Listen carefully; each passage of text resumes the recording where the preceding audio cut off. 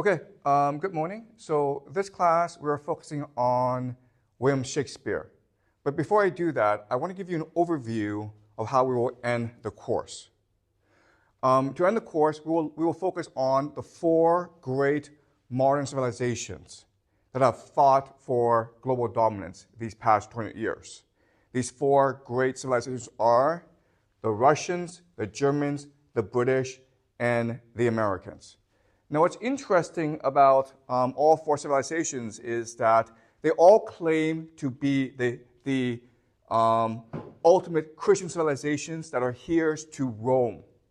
But because of the differences in their geography and their culture, they have different interpretations of Christianity and Romanness. Okay, so let's compare and contrast these four great civilizations. The Russians, as you know, Russia is the largest landmass in the world. It is huge. It is also really cold and dark. Okay, so the geography transformed the Russian character. Okay, Germany, in contrast, it is within Europe, and it does not have the natural boundaries that the other nations have. It is always being attacked and threatened by adversaries. Okay. The British, it's an island fortress. The Americans are the most interesting because it is a continental fortress. It is not only invincible, it cannot be invaded, but also has all the resources it needs in order to have a thriving modern economy. Therefore, America can choose to isolate itself from the rest of the world. Okay? Now, because of the difference in geography, you have differences in Christianity and in its Romanness. So the Russians believe that they are heirs to the Byzantine Empire. And as such, they are the protectors of something called Eastern Orthodoxy. Okay, so to understand what Eastern Orthodoxy is, think of Augustine. Okay, we read Augustine, City of God. So it is a very mystical, metaphorical, collectivist attitude towards religion.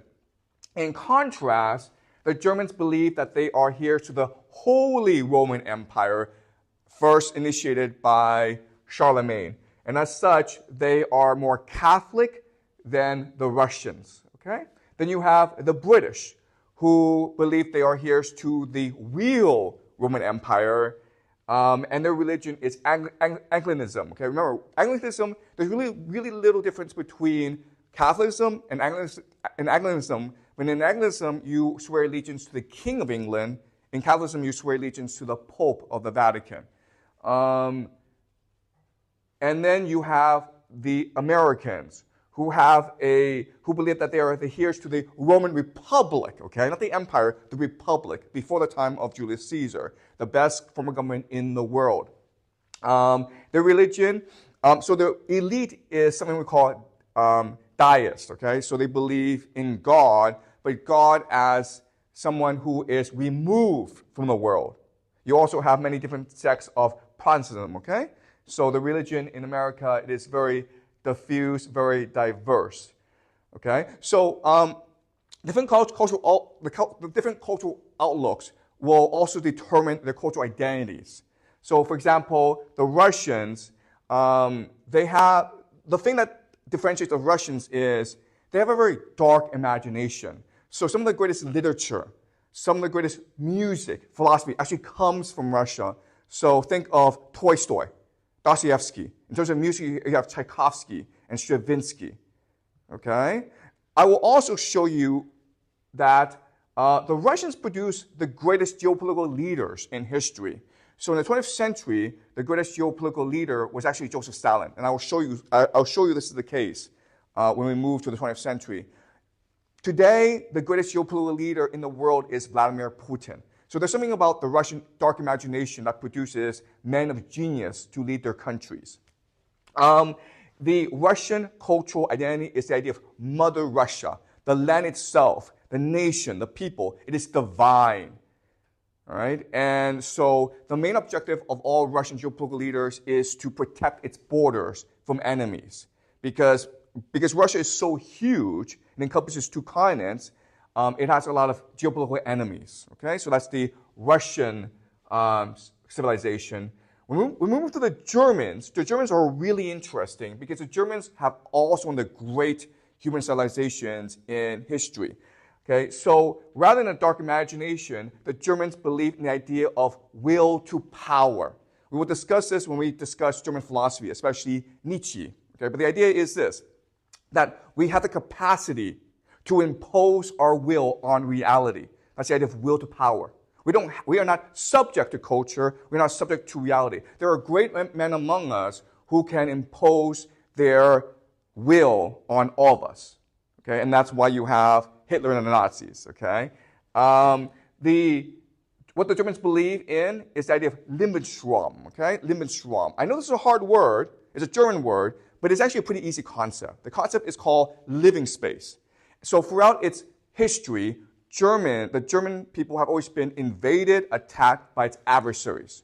So to protect itself, it needs living space. It needs to move out and colonize its surrounding territories, Poland, Russia, Austria, and make it more German so that the German nation can thrive.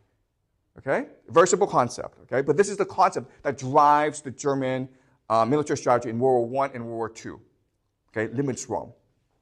You have the British, and the British, as we discussed last class, they are a very practical people. Their philosophy is empiricism and utilitarianism, okay? It's not a question of what is right or what is ideal. It's a question of what works now, okay? The British are extremely practical. The British Empire is based on the concept of white man's burden, meaning that the British culture is inherently superior to all other cultures. And as such, the British have a responsibility to go out and civilize and educate and enlighten all others, okay? So this is the philosophy that drives the British Empire. The Americans are interesting because they are a new civilization, and they try to base their culture on the ideas of the Enlightenment, okay? So Rousseau, Kant, especially John Locke. Their driving ideology is the idea of manifest destiny. So the idea of manifest destiny is that it is the obvious will of God for America to control the entire Western Hemisphere. That's why Trump today is saying, we should take over Canada, we should take over Greenland, because that's always been part of the American understanding of the world. It is God's will that America will eventually control all the entire Western Hemisphere. Canada will eventually come into America as well, and eventually America will drive out all European powers, including Denmark and Britain, from the Western Hemisphere. Okay? So next class we'll discuss America in greater detail. Today we will focus on the British Empire, which is founded by William Shakespeare. Okay? So we will discuss William Shakespeare today. Next week we'll start to focus on the Russians and the Germans. Okay? But these are the four great civilizations that will drive history from the 19th century up to today.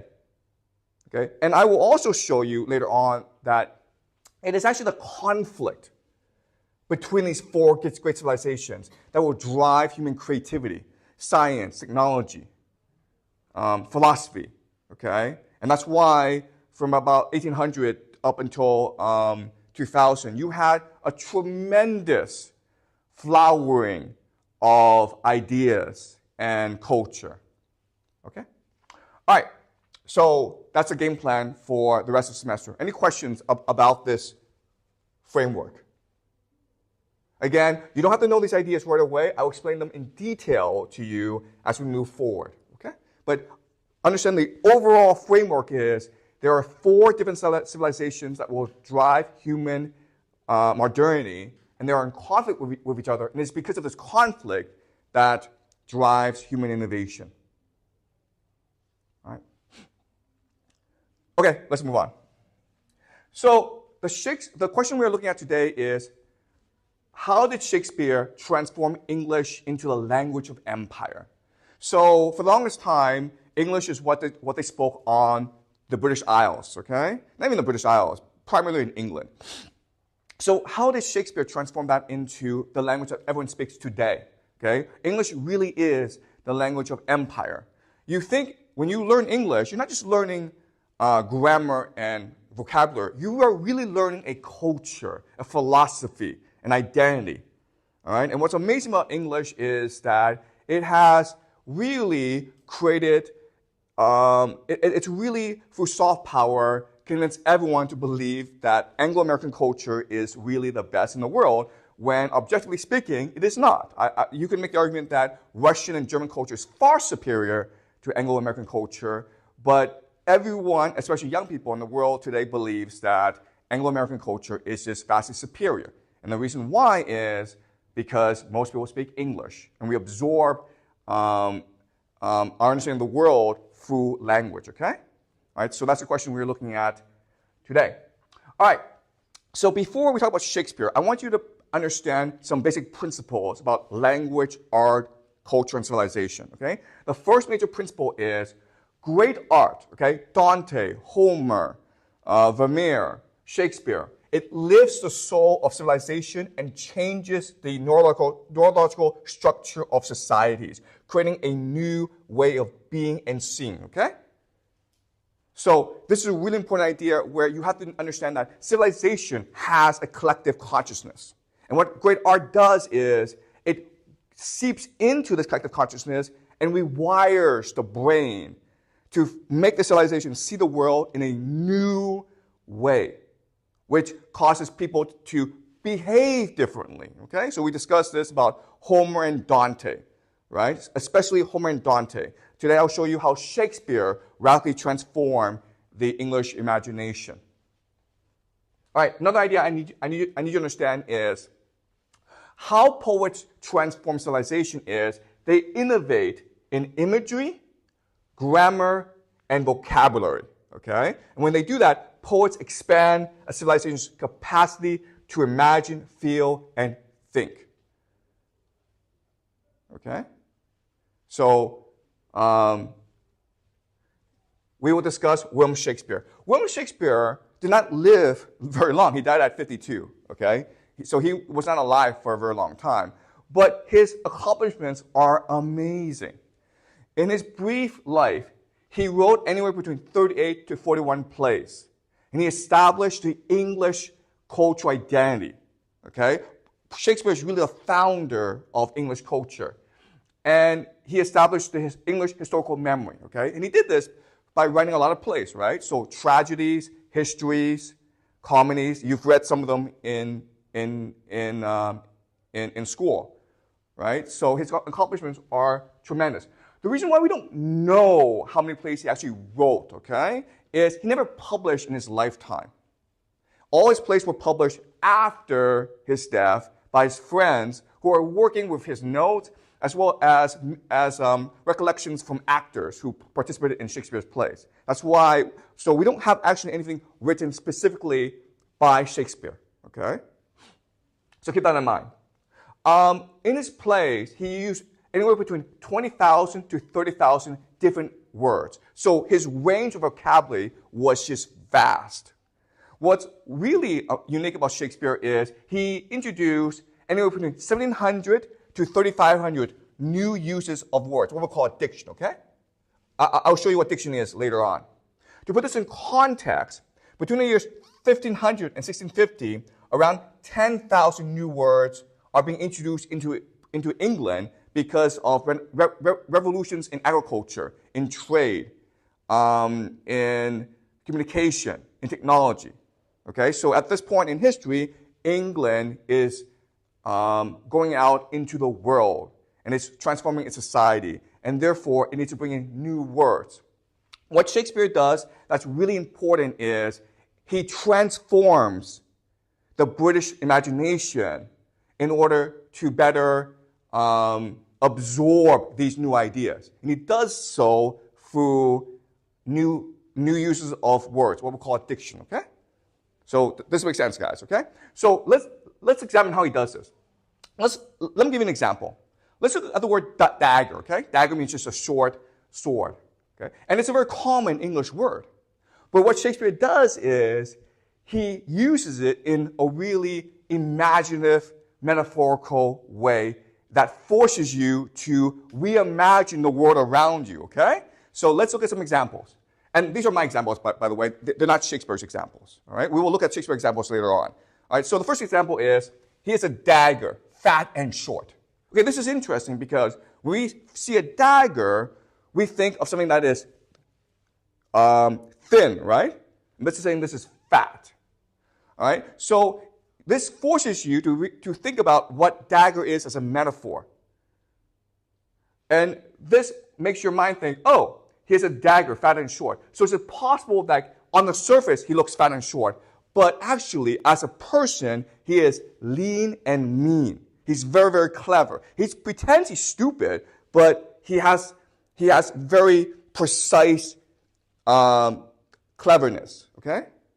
All right? So that's what Shakespeare does. He takes a traditional metaphor and he radically reverses or inverts it to force you to reimagine things in a new way. All right? That's the first example. Second example is, I daggered him with questions. Now, the word daggered actually exists in the English language, but it means you carry a dagger with you, okay? So if I say, I am daggered, it means there's a bag in my pocket. And that's a traditional use of dagger. But there's no reason why you can't do what Shakespeare does and says, I daggered him with questions, which means like I stab him with questions. All right? I'm threatening him with questions. I ask a lot of questions. And this is very visual. It's very imaginative, okay? Now, the third example is, his voice is daggerly. Daggerly as a word does not exist. But because you know what the word dagger means, you can imagine what daggerly could mean, right? A voice that is like mine, very high, high, high. Okay? And which you feel is jabbing at you. All right? So that's the genius of Shakespeare. He takes words that we use every day and he finds new ways of using it in his plays that forces us to reimagine the world in a different way. All right? That's the power of Shakespeare. Now, what this is saying is this. What Shakespeare understands is that language can be a portal into the neurological framework of our minds. Right? So you might have studied some neuroscience or psychology. You know, like our brain, it's structured by these things called synapses, okay? These pathways in our brain. And what Shakespeare understands is that by manipulating language in a new way, you can also perform a sort of surgery on the synapses. All right? All right. So, Shakespeare as music. The thing to remember about Shakespeare is his plays were meant to be performed as musicals, okay? Today in school, we have you read Shakespeare, but remember, during the time of Shakespeare, no one read him. You experienced Shakespeare by going to his plays, and his plays were musicals. When people spoke Shakespeare, it was as though they were singing. And also, there were lots of like dance routines within the plays as well. Remember, these are people who are extremely ordinary, okay? Who are going to Shakespeare as a form of mass entertainment. It's almost like the equivalent of like going to movies today. And the way that Shakespeare creates music in his plays is through a device called iambic pentameter. Okay, iambic pentameter, you know, right? It's iambus is just the arrangement of syllables where you have one that is deep and then another that's high. So deep, high, deep, high, deep, high, deep, high, deep, high. When you have 10 syllables, it's called pentameter. Okay? So an example, of course, is to be or not. To be. That is the question. So you understand how this works, right? Low, high, low, high, low, high. And Shakespeare does that throughout his plays. And that's why it comes across as musical. But if it's musical, then it's easy to remember because it becomes like a song, right? It's really easy for us to remember songs. So, iambic pentameter, Shakespeare's plays are memorable, beautiful, and resonant, meaning they touch our souls. And again, these are ordinary people. So through iambic pentameter, Shakespeare is performing a surgery on the imagination of civilization. All right.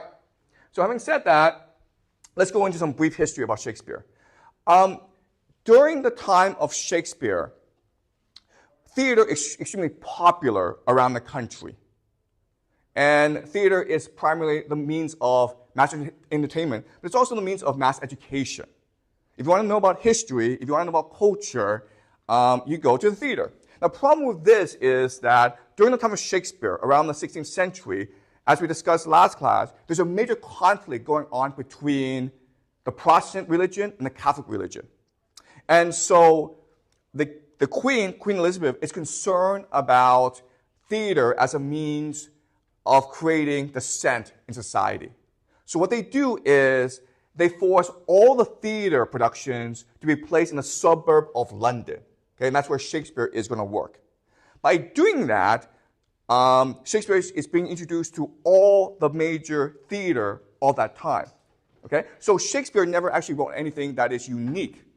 Okay, so Hamlet, Julius Caesar, Othello, King Lear, these are all plays that are part of the British theatrical imagination. But what he does that's different is he reimagines the characters and introduces new diction into the plays to make it beautiful.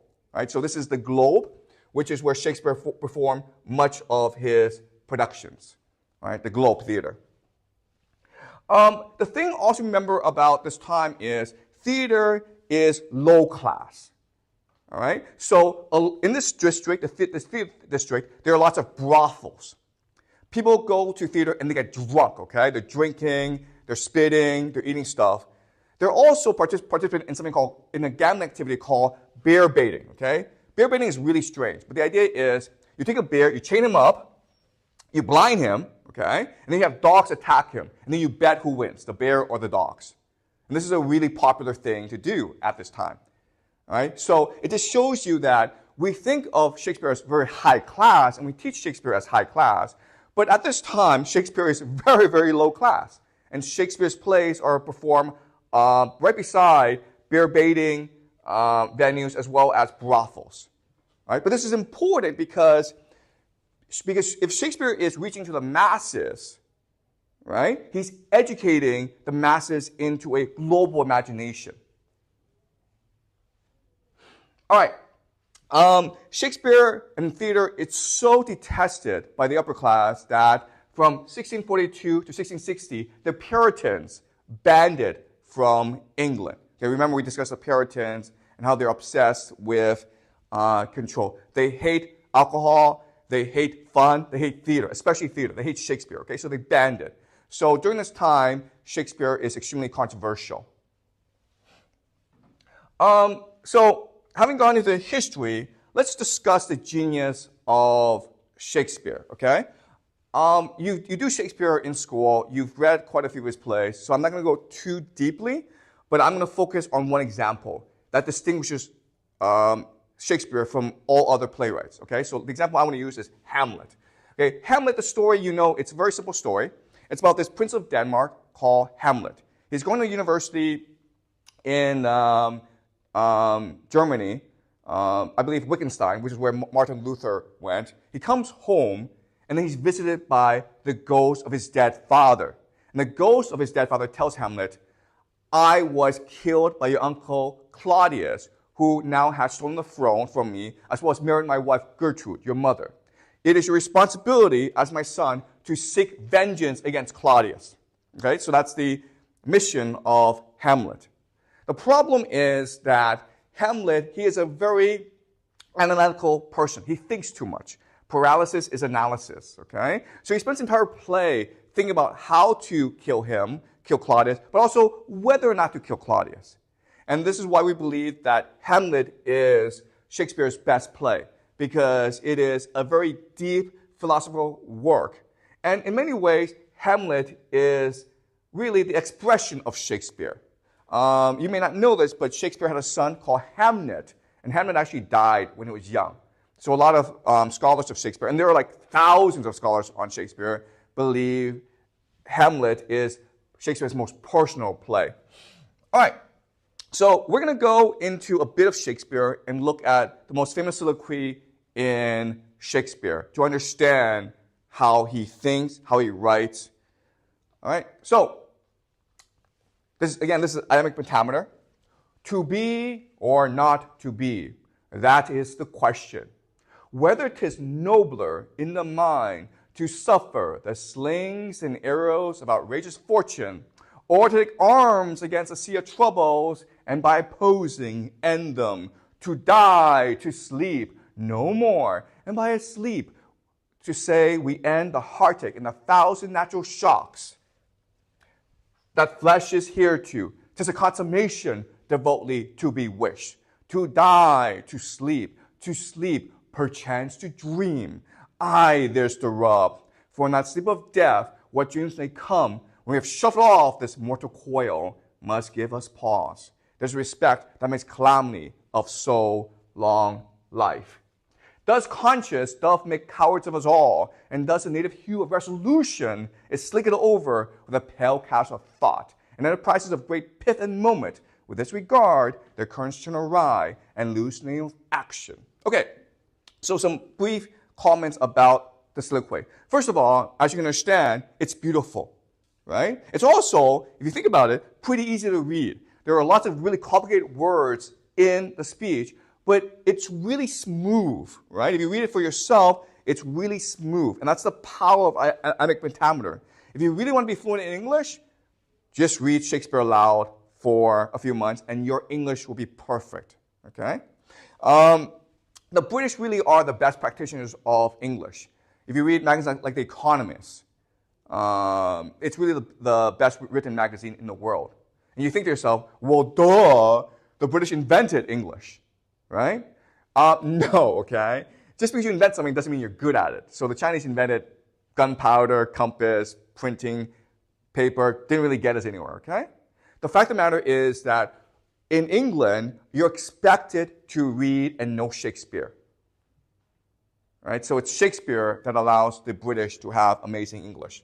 All right, so this is very complicated, but it's actually not that deep, okay? It's not like Dante. Dante is very, very deep, but Shakespeare is actually not that deep. All right, so let's look at what it actually means with these words, okay? To be or not to be, that is the question. Against the misfortune in our lives, is it more brave and good to bear it or to stand up against it? I no longer want to bear this pain. Let me sleep. I no longer want to feel my heartache and my body become weak and injured. That is my wish. I want to sleep and to dream. But that is a danger, isn't it? When we are dead, we cannot control what we dream. And that is what frightens me. And that's why I continue to bear the more misfortunes around me. It is my own mind that has made me a coward, and why each time when I become determined, my resolve breaks apart and I cannot act. Okay? That's what he's saying. That's like literally what he's saying. No difference. But of course, when you do this, when you simplify Shakespeare, you lose the beauty and richness of Shakespeare.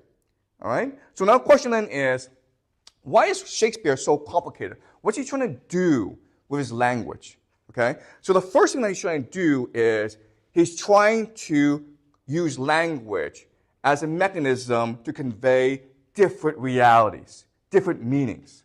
Okay? So within Shakespeare, with each of his plays, there are many different layers of meaning that can be true at the same time. All right? So let me show you an example of this. Let's look at the first possible interpretation of to be or not to be. Okay? You can say it means to die or to live. I cannot decide. I do not know if it's more brave to live a painful life or to run away from it and escape into death. So this is saying that Hamlet is overwhelmed by the moral dilemma he's put in. Okay? He cannot escape. He has to avenge his father, right? Or he cannot sleep. But avenging his father means killing his uncle, who his mother loves. Okay? It's an impossible moral dilemma. He doesn't want to deal with it. So he wants to kill himself. Okay? That's one possible interpretation. Another possible interpretation is, to kill or not to kill, I do not know. Is it more good to let those who do evil suffer their own fate, or should I stop their evil and end their lives? Okay? So you can interpret this as saying, he's asking himself, how should he kill Claudius? Should he kill Claudius? Okay? That's a different interpretation.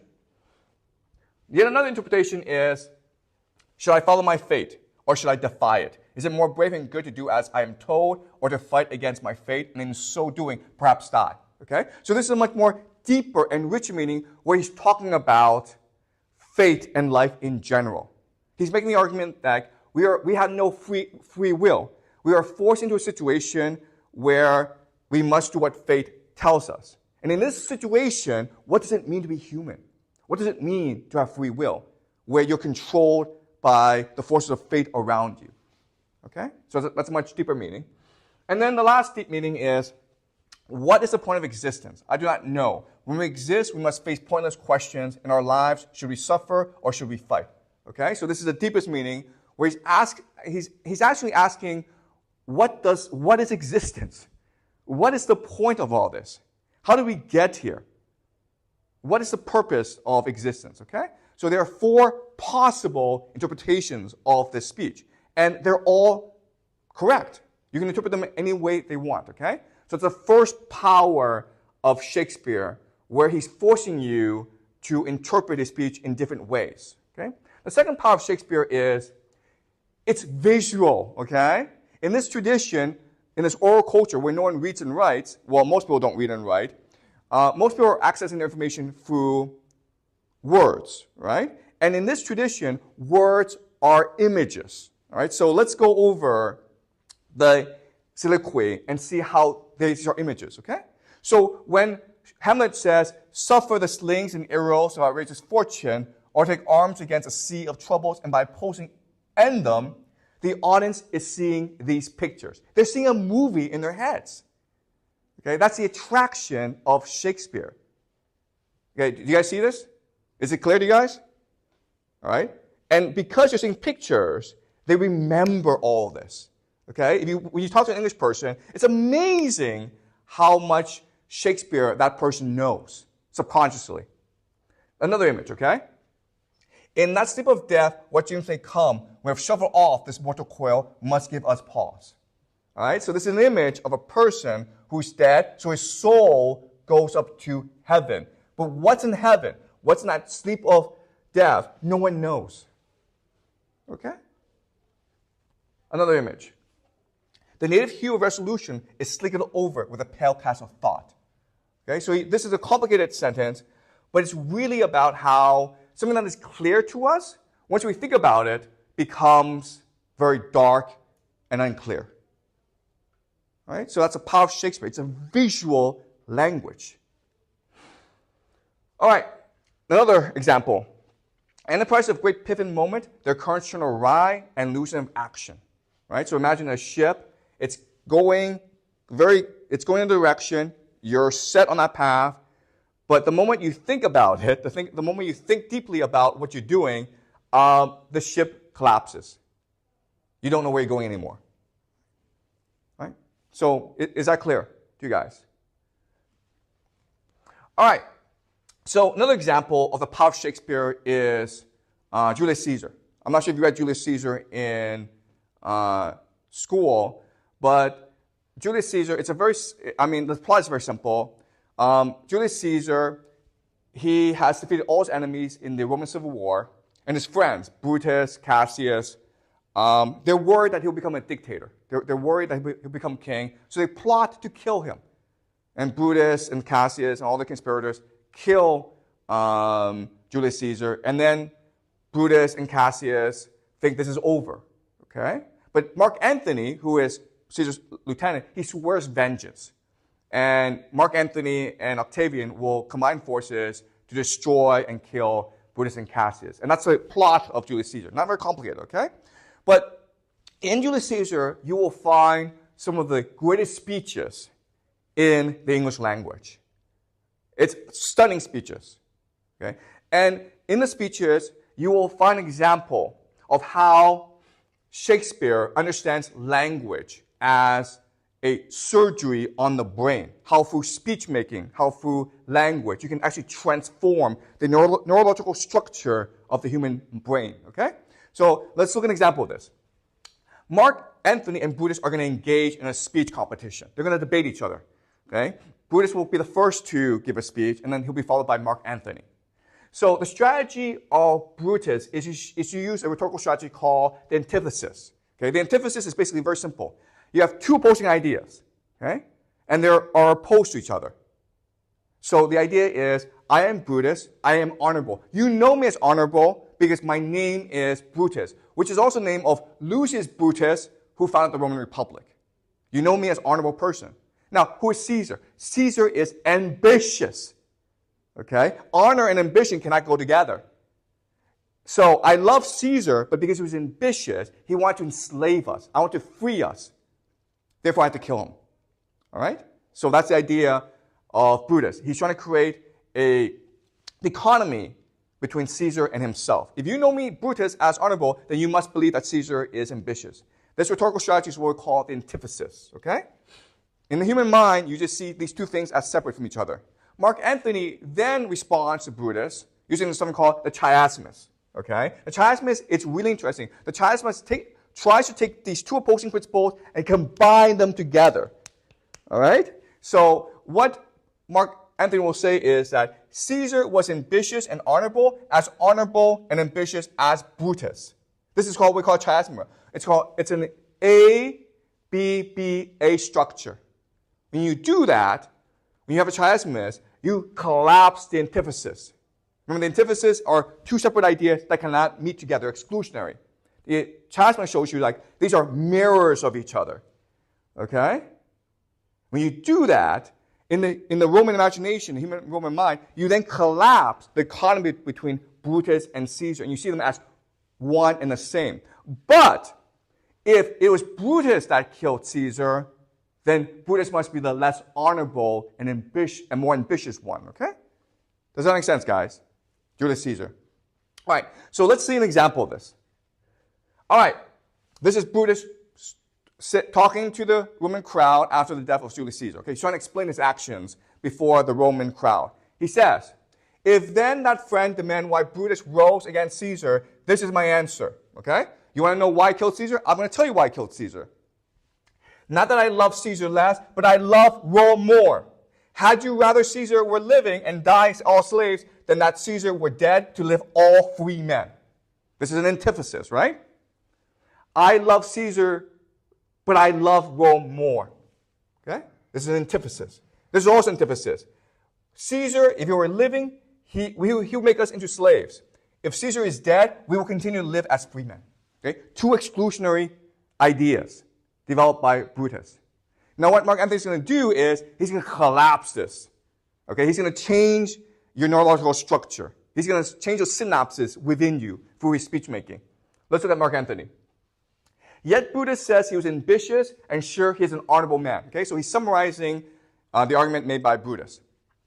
I speak not to disprove what Brutus spoke, but here I am to speak what I do know.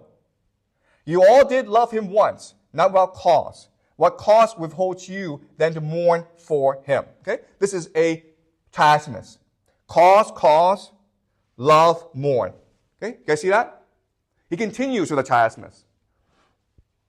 But yesterday, the word of Caesar might have stood against the world. Now lies he there, and none so poor to do him reverence. O masters, if I were disposed to stir your hearts and minds to mutiny and rage, I should do Brutus wrong and Cassius wrong, who you all know are honorable men. I will not do them wrong. I rather choose to wrong the dead, to wrong myself and you, than I will wrong such honorable men. Okay? This is two examples of chiasmus, where word of Caesar and reverence match. Stood and lies match, okay? For the chiasmus, he's collapsing this dichotomy. Another example is here, okay? The red match, the green match. This is what we call chiasmus. Does that make sense, guys? Okay. Have you guys learned this before? Okay. It's really important you know these ideas. All right. So that's the power of Shakespeare. Through his language, through his rhetoric, he's transforming the British imagination so that they are more open, more fluid. They can absorb new ideas, and they can be more innovative. Okay? Now, as we discussed way back at the beginning of this course, Homer did the same thing. So let's compare and contrast Homer and Shakespeare. How was it able that they were both able to be founders of great civilizations? All right.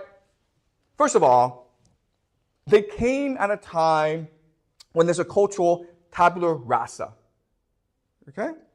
Tabula rasa just means blank slate. So Homer came at a time after the Bronze Age collapse of Greece. The Mycenaean civilization collapsed, and now you have the polar system, okay? So it's a tabula rasa. Same thing with Shakespeare, where Britain at this time, it is not an advanced culture as much as the French and the Spanish. Second is rapid cultural change, where Britain is undergoing all these revolutions.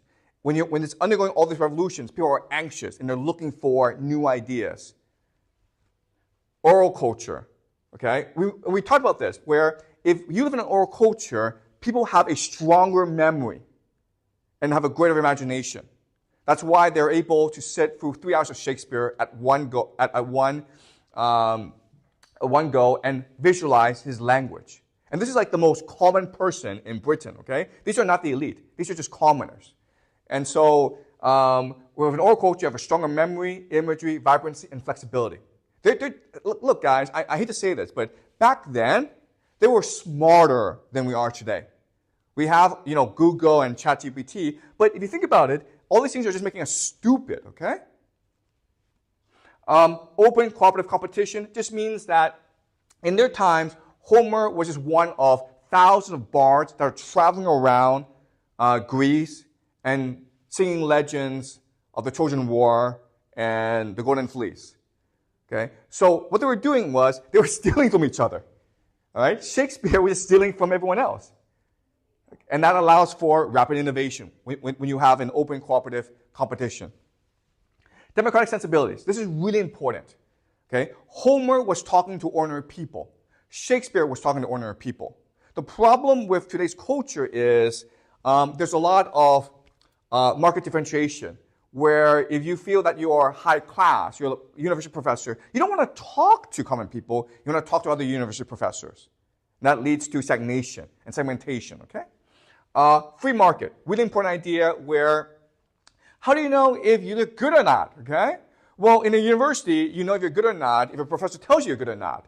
But how do you know the professor knows what he's talking about? The free market provides an objective feedback loop which forces you to constantly innovate and improve, right? How do you know you're good? Because people come and listen to you. They pay attention to your place. They want to pay for your place.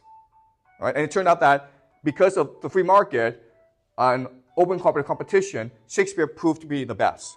Okay? And the last idea is poet as prophet. Okay? This is a really important idea where, okay, yes, Shakespeare became very wealthy because of the plays he was producing. He came from a very common background. He was not very wealthy. He didn't even go to university. That's why today there are scholars who believe Shakespeare did not write Shakespeare because he didn't go to Oxford or Cambridge. Christopher Marlowe went to Oxford or Cambridge, but not Shakespeare. Okay, so you have a lot of scholars who actually believe because he was not well educated, he could not have written the plays he wrote. But what drove Shakespeare and what drove Homer is the idea that you have a divine mission to spread the truth. Okay? So Shakespeare and Homer, they were rich, they were popular, they were famous, but they were not driven by money. They were driven by a divine messianic mission to transform the world. Okay? Does that make sense, guys? This is really important to understand. Great artists are driven by a messianic mission to change the world for the better. They're not driven by money or power or fame. All right. So having done that, let's recap and summarize the 3 great poets that have impacted Western civilization, okay, and compare and contrast the 3. All right. You have Homer, who founded the Greek civilization. You have Dante, who we discussed in great detail this semester. He's the founder of modernity. And you have Shakespeare, who was the founder of the British Empire. All right. So again, Homer, Dante, and Shakespeare were all Democrats in their heart. Homer was a Roman bard who went around the different polises to sing and entertain the masses. Dante was revolutionary because he wrote the Divine Comedy not in Latin, which was the language of the educated elite, but in the vernacular, in Tuscan, so that ordinary people could access it. And by doing so, he transformed Tuscan into the official Italian language that is spoken today. Shakespeare, again, was a playwright. He wrote to entertain the masses. That's why in Shakespeare you have such, it's very offensive, some of his language, okay? All right. They have different conceptions of language, though, all right? And this is very key for us to remember. For Homer, language is a window into the human soul. So go back to the Iliad and the Odyssey. It was really about what drove us humans. Achilles was driven by the thirst for fame. Odysseus was driven by his love of Penelope and his son Telemachus. Okay, so both the Iliad and the Odyssey were tremendous psychological studies of what it means to be human. And you have Dante. Okay, Dante uses language as a portal into the mind of God. What is the universe? How did God create the universe? What does God want from us? Okay, that's the Divine Comedy. Shakespeare is very different, okay? Shakespeare creates a new idea of language as a reality unto itself. All right? A reality unto itself. So, what I mean by that is, with Shakespeare, it's not really deep meaning. It's very hard to find deep truths in Shakespeare. But the language is beautiful. And this is the culture we live in today where, you know what, people who write novels, they use beautiful language, beautiful description, great imagery, but there's really not great truths, deep truths, grand truths in the novels that are written and produced today, okay? So let me give you an example of what it means to have language as reality unto itself, all right? So let me show you what this means. And to do so, I'm going to use a different poet. His name is John Keats, okay, John Keats. And this is from his most famous poem, To Autumn, which is considered the greatest English poem of all time. All right? So let's read it together, and then I'll show you how this is a reality unto itself. Where are the songs of spring? Aye, where are they? Think not of them, thou hast thy music too. While barred clouds bloom the soft dying day, and touch the stubble plains with rosy hue, then in a wailful choir the small gnats mourn among the river shallows, borne aloft or sinking as light wind lives or dies. And full-grown lambs loud bleat from hilly bourne, hedge crickets sing, and now with treble soft the redbreast whistles from a garden croft, and gathering swallows twitter in the skies. Okay, so it's beautiful. What does it mean? All right. I'm going to show you what it means, okay? This is language as reality unto itself. It is language visualizing a new world, all right? So you see how the words match, right? While barred clouds bloom the soft dying day and touch the stubble plains with rosy hue. It's a painting, guys, all right? This one sentence, it's a painting of a new world that you can see in your heart. Also, then in a wailful choir, the small gnats mourn among the river shallows, borne aloft or sinking as the light wind lives or dies. Okay? You can see the music within this picture. Right? This is not just a picture, but it's a world that you can access because it's moving, it's alive. It's the power of language. Next sentence. And full-grown lambs loud beat from hilly bourne. Hedge crickets sing, and now with treble soft, the redbreast whistles from a garden croft. Okay? So you see what's happening where this poetry, it is entering your soul. It is activating all your emotions, all your senses.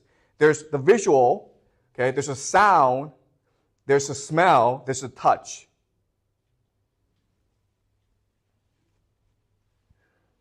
And gathering swallows twitter in the sky.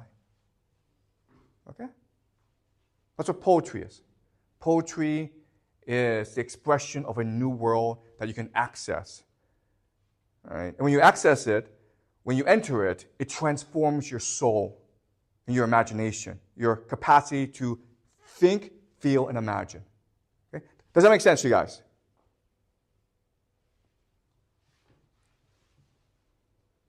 All right.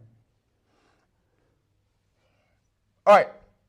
So let's summarize what we learned, okay? Shakespeare turns English into the world's linguistic internet, a platform in which all cultures, ideas, and worldviews can meet and crossbreed.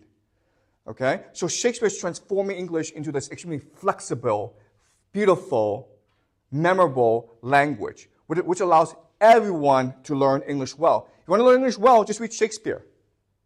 Okay? That's all you have to do. And then you can master English. So it's a linguistic internet. For the first time, all cultures are able to meet together within the English language and communicate with each other. Okay? There's a problem with this. The problem is this. But this exchange is mediated through Anglo-American civilization, which is at its heart utilitarian, skeptical, and empirical. All right? So when you embrace English, when you experience English, you're also experiencing British culture, history, and philosophy, okay? And as we discussed, the three main philosophies of British culture are utilitarian, skeptical, and empirical. Utilitarian, we discussed last class. It just means that we should do things that works as opposed to what is right. Skeptical is to be skeptical of our capacity to reason and to think. If you think you know something, you probably don't know it. Okay? And then empirical just means the only thing you know is things you experience. All right? So, in other words, Anglo-American culture, even though it dominates the world, it's pretty lackluster. It's very narrow-minded. It's very practical. It's pretty mediocre. Okay? And if you want to know what I mean by that, think to yourself, what was the last great American novel you read? I mean, there are lots of great Russian, German novels, right? So Russians, you have Anna Karenina, War and Peace, Crime and Punishment. The Germans have great philosophy, Kant, Nietzsche, Hegel. We'll go into that later on, okay? But I struggle to think about what great art the Americans have produced, even though they are the most wealthy, most powerful country that has ever existed in human history. Okay? And I mean, Shakespeare is great. I mean, like I love Shakespeare. King Lear is one of the greatest plays ever written. But Shakespeare compared with Dante, I mean, I don't know, okay? Dante is like, you are in the mind of God. You can feel this is divine, okay? But with Shakespeare, you're like, this is beautiful, but is it a pretty nothingness? Okay? That's a question I have. And again, to be fair, it's been a long time since I actually read Shakespeare. I've read most of his plays, but it's been a long time since I've read Shakespeare. So what I want to do later on, maybe a few years from now, is actually teach Shakespeare and see if I'm wrong, okay? But right now, I have to say, Shakespeare is not as impressive as Homer and Dante. Right? I think Homer and Dante are the two greatest poets who ever lived. All right, so let me give you an example of what I mean by how British culture is kind of narrow-minded. All right, so this is considered the greatest epic in the English tradition, called Paradise Lost by John Milton. And it's really about Adam and Eve, right? Why did Adam and Eve eat that forbidden fruit, and why were we banished from the Garden of Eden? And look, it's 12 books, which is a model of the great epics of antiquity, Homer and Virgil. And there are some parts of Paradise Lost which are beautiful, okay? I mean, I love Paradise Lost. I've taught Paradise Lost before. But the reality is this. As an epic, as a grand vision of the world, it doesn't really work. Okay? I mean, like, I don't really think the plot, the vision of Paradise Lost, it is as fully formed and as grand as Homer and as Virgil and as Dante, okay? And so Paradise Lost, you might have a chance to read it in college one day, but it's a very limited and narrow-minded epic. All right, so let's conclude. All right, so we did Britain today, okay? And I hope you understand British culture. It's an island fortress. It sees itself as heir to the Roman Empire. It is an Anglican religion. It's driven by the empiricist and utilitarian philosophies, okay? And Shakespeare is really the founder of this great civilization. Next class, we'll do America, okay? And then after we do these two cultures that now dominate the world, we'll move on to the Germans and the Russians, okay? That's the game plan. But was today's class clear to you? Do you understand Shakespeare now? Does this make sense? Okay. Any questions?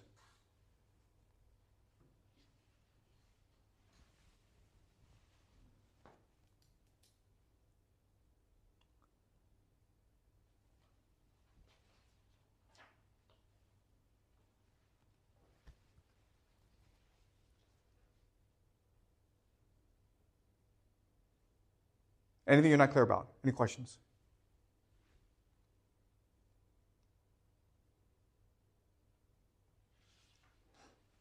So I think you mentioned that like all of the plays about Shakespeare have been published like after he had died.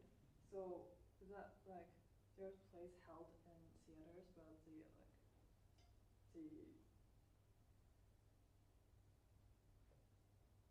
the textual version of it haven't been published since he was alive. Okay, yeah. So the question is, what is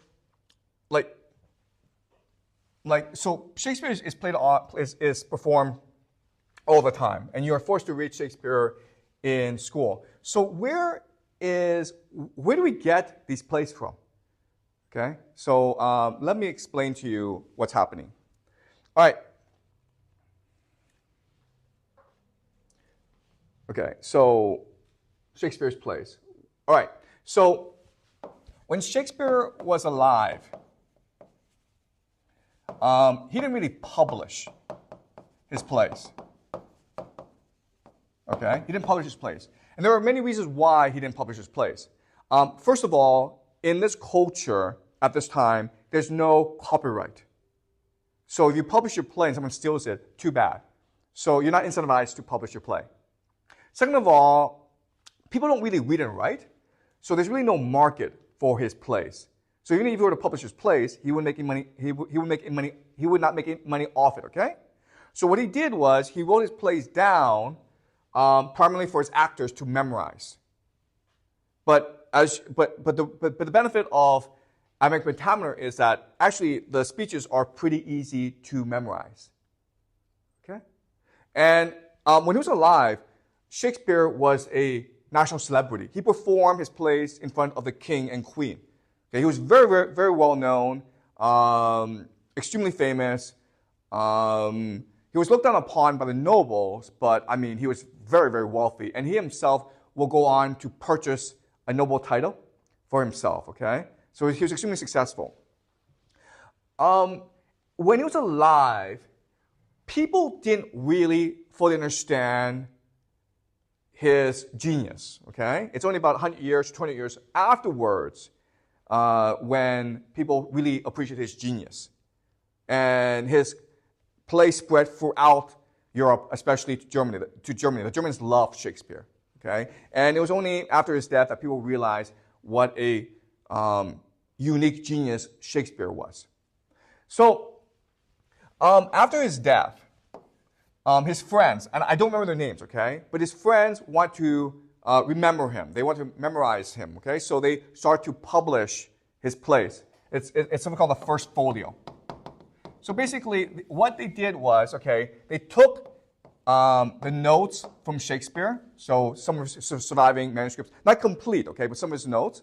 They also got the actors to basically write down what they remembered, okay? And they remember a lot because these are actors. Actors have extremely good memories, okay? So they were able to remember exactly the speeches. And then they'll make edits, okay? And this is the first folio, okay? But as you can imagine, over time, there'll be lots of additions and mistakes. All right? But, so today, there are thousands of Shakespeare scholars, and they argue over certain words. Did Shakespeare really have this word?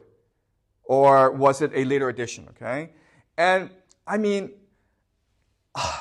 it's a really silly thing to do. Because as I explained to you, the genius of Shakespeare was to imagine language as this very fluid, flexible, imaginative tool for you to experience reality onto itself, okay? So to argue, I mean, like, was the word dagger or datter or dasher, okay? And people will argue this. I mean, like, does it really matter? I mean, like, a lot of Shakespeare is just wordplay, right? I mean, like, there's really no deep truth in Shakespeare. And quite honestly, I mean, like, these words are not going to change the deeper meaning of Shakespeare, okay? So it's something that I think overpaid English professors do, okay? Just because they have nothing better to do, okay? They argue about what was in the first folio, what was edited out, what was added to. They're trying to figure out what was Shakespeare's original intention. And I mean, Shakespeare, think of him as a musician, okay? He's trying to sing beauty and truth. But a lot of it is not intentional. A lot of it's not conscious. A lot of it's just being driven by inspiration and intuition and imagination, okay? Right? So when we go back to Hamlet, the soliloquy, if we change a few words, it doesn't really change the meaning of the soliloquy, okay? Right? Okay. Does that make sense, Eva? Okay. Great question, though. Right? Any other questions? So you mentioned like the idea of the white man's burden. Yes. Yeah. So how's that like that kind of mindset that the English culture is superior to others, kind of embedded in the Shakespeare plays? Yeah. And how do we know that influence? Okay. So it's a great question. Okay. White man's burden. Okay. This is a concept that was introduced during the age of imperialism, right? Towards the end of the 19th century by Rudyard Kipling. Okay. The white man's burden. We have a responsibility as white people to go and civilize the dark people. Okay. In Africa and in China and other places. What's the connection to Shakespeare? Okay. First of all, Shakespeare was not interested in the world. Okay, he was very provincial. He was interested in London, and that was about it. I'm not even sure if he traveled, okay?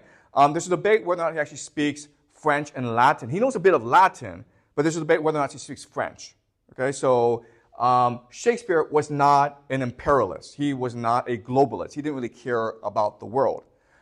But within Shakespeare is British culture, okay? He wrote of histories, tragedies, and comedies. There's like 38 to 41 plays.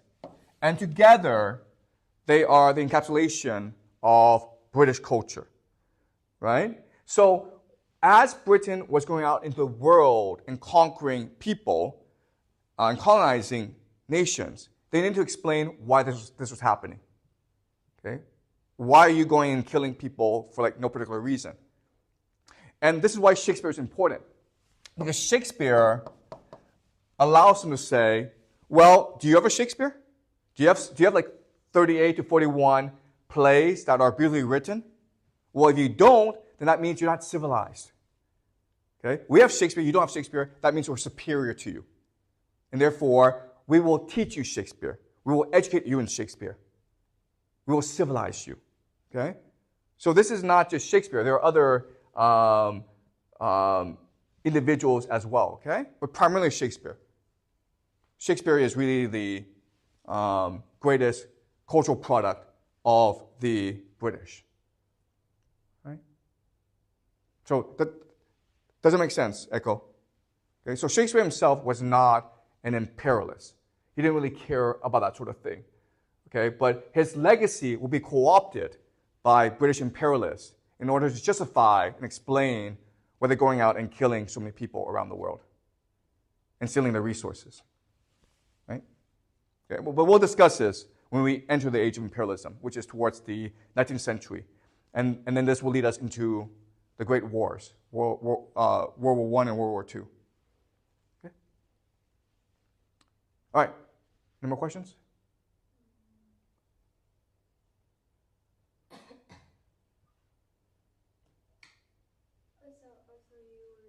So you were like talking about how like how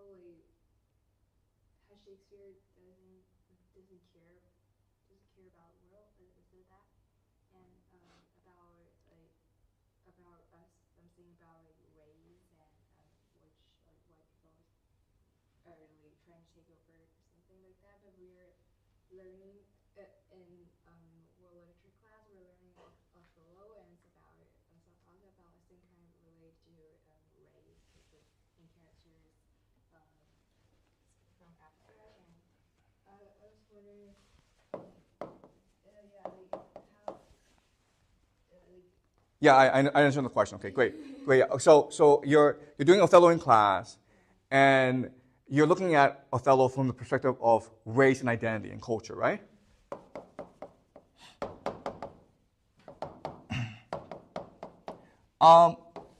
Okay, so let's discuss how Shakespeare wrote his plays.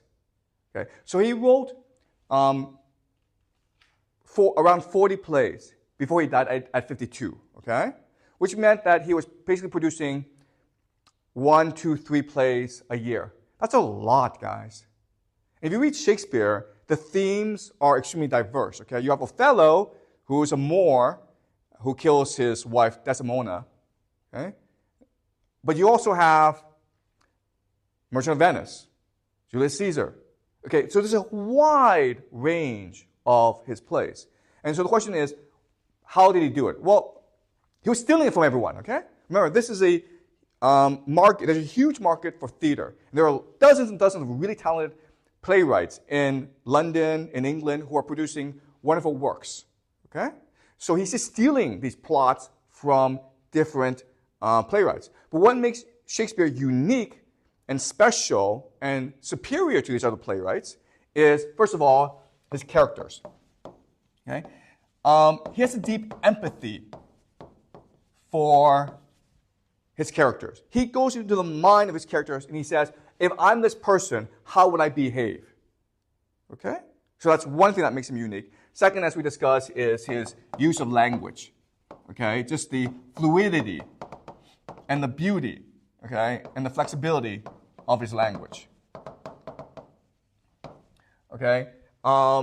And the last thing is the realism, which is he's trying to make the plot as realistic as possible. He's trying to remove the supernatural elements. Okay? He's interested in psychology.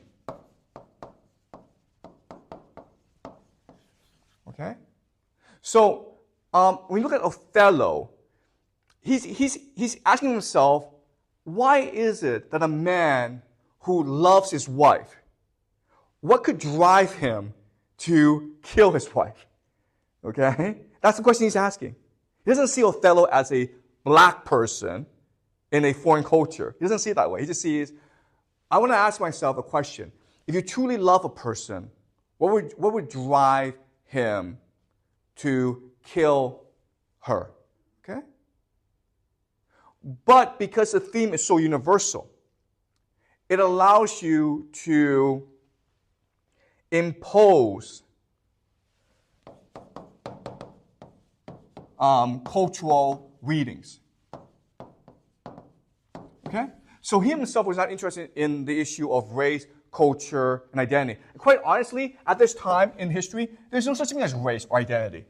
Okay? Remember, I keep on saying this, but for most of human history, we did not differentiate ourselves according to race. We differentiate ourselves according to community. Okay? So within England, people didn't care about the French or the Germans. But you know what? They cared about each other. And they hated each other. Remember, the main conflict in England at this point is the conflict between the Catholics and the Protestants. Okay? So they weren't focused on the world, they were focused on each other.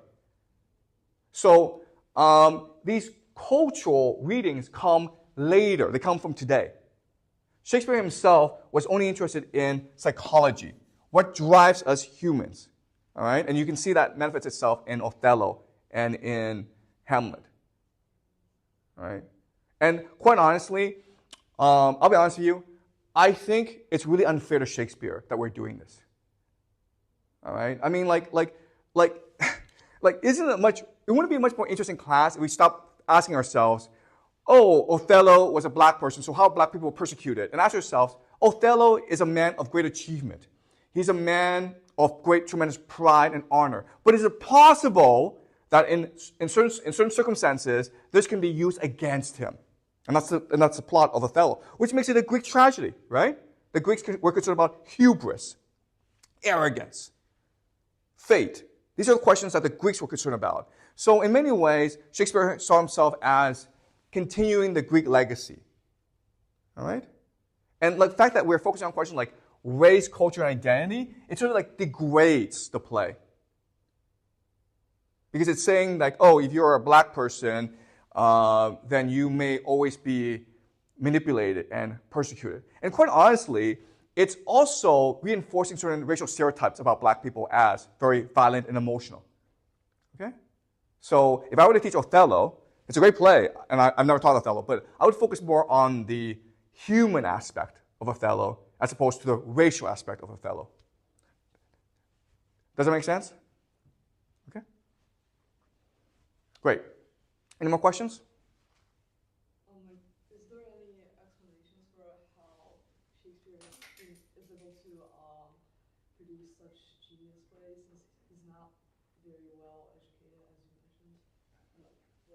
That's a great question. How is Shakespeare able to focus on human psychology, given the fact that he's not well educated? Okay, I will make the argument it is precisely because he's not well educated that he focused on human psychology. Okay? When you are educated into cultural attitudes, norms, and values of the elite. But if you're not educated, then what you do is you observe humans as they are, without prejudice. You want to know, how are we as humans? And you have not been indoctrinated to believe certain things. Okay? So if you go to school, you do one school, and you go to university, the first thing you're taught is only well-educated people are capable of deep psychological insights. Okay? And that's a prejudice. That's a failing. Because Shakespeare never went to school, he's able to see himself as equal to other people. And therefore, he's able to have tremendous empathy for other people. And therefore, he's able to understand their psychology and his own psychology. All right? He's able to see people as a reflection of his own psychology. And that's what drives his genius. And quite honestly, that's what drove Homer, okay? So, I hate to say this, okay, but I did go to Yale University. I studied English literature there, so I spent a year studying Shakespeare. And I was not impressed with the education I got at Yale because, again, the problem with one of these elite universities is you're taught to think in a very rigid way that inhibits your empathy, your curiosity, and your own psychological understanding. Okay? In fact, I'll be honest with you. I watch a lot of YouTube videos, and to do research for these talks, I'm always impressed by how these self-taught historians know much more about history than these academics at Yale, Cambridge, Oxford, Harvard. Okay, that's something that I've observed. You're much better off talking to an individual who has a passion for history and who spent his entire life asking himself, what is history? But never really got a formal education, never got a doctorate in history, as opposed to a Harvard PhD in history. Okay, that's a hard lesson I learned in my life. It was very hard for me to accept because I am an elite graduate of elite university. Okay, but what Shakespeare understood intuitively is, no, it's the common people, the ordinary people. That's where the truth lies. Okay, not in books, but in people. And that's what makes Shakespeare so great. He is first and foremost an anthropologist, a psychologist of people. He wants to understand how people think and behave. Okay, and when you read his plays, that's what you experience for yourself. Okay, He's really interested in the psychology of Iago, Desdemona, and Othello. Okay, that's what he's curious about. He's not interested in these structural forces that drive conflict and persecution among these people. Okay, that comes later. That's what we do to Shakespeare today. Okay, but back then he was only interested in what it meant to be a human being. Okay, okay, does that make sense, Ego? Okay, great. Any more questions, guys?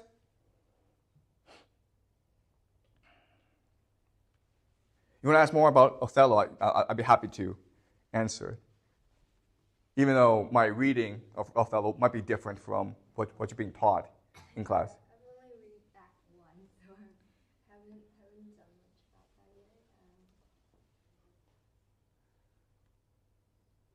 Okay. But I was kind of curious how like Shakespeare think of these kind of themes, like Othello, because like back then in England, I don't really see much literature about race, like race topics.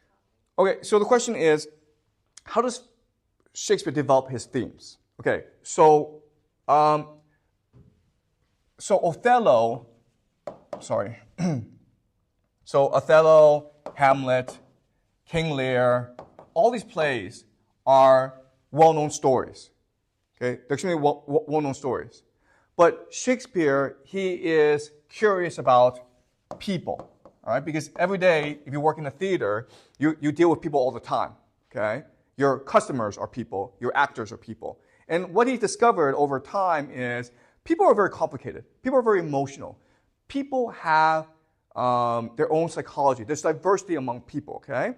And so what he does that's really interesting is he takes these legends and he combines them together, okay? He takes these legends and he takes his observations of human individuals and he combines them together to create Shakespeare. In other words, what he does that's unique is he takes these characters, King Lear, Hamlet, he turns them into people he's observed. All right? When you do that, you get a lot of interesting psychology.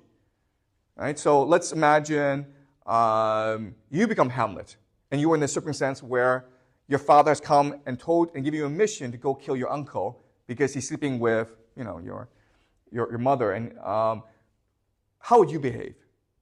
Well, you probably be like Hamlet, and you'd be like very confused. You'd be very distraught. Okay, does that make sense? Same thing with Othello, where let's just say that you're this great champion, you're this great hero. Well, other people are going to be jealous of you, right? And if other people are going to be jealous of you, what they're going to do is figure out how to get back at you, okay? So it's not a racial issue, it's a human issue.